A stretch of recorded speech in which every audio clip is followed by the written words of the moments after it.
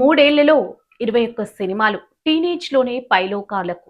35 మిస్టరీగానే దివ్యభారతి మరణం. కేవలం మూడేళ్ల సినీ కెరీర్‌లో జూనియర్ శ్రీదేవిగా గుర్తింపు తెచ్చుకున్న దివ్యభారతి ప్రస్థానం ఒక సంచలనం. 16 వయసులో 'బొబ్బిలి రాజా' చిత్రంతో టాలీవుడ్‌లో అరంగేట్రం చేసిన ఆమె 'రౌడీ అల్లుడు', 'అసెంబ్లీ రౌడీ' వంటి బ్లాక్ బస్టర్లతో అగ్రతారగా వెలిగారు.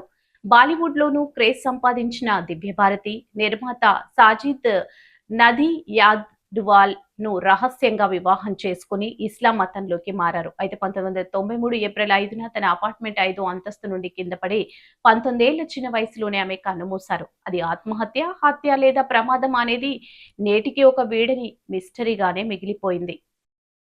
సినిమా ప్రపంచంలో కొందరు నటీమణులు దశాబ్దాల పాటు కొనసాగినా అంతగా పేరు తెచ్చుకోలేరు. కానీ కొద్దిమంది మాత్రమే అతి తక్కువ కాలంలో శతాబ్ద కాలం గుర్తుండిపోయే ముద్ర వేసి వెళ్ళిపోతారు. అలాంటి ఒక అరుదైన, అపురూపమైన నటి దివ్యభారతి. దివ్యభారతి అనగానే 'బొబ్బిలి రాజా' చిత్రంలోని అమాయకపు చూపులు, 'రౌడీ అల్లుడులోని చలాకితనం మన కళ్ళ ముందు కదలాడుతుంది.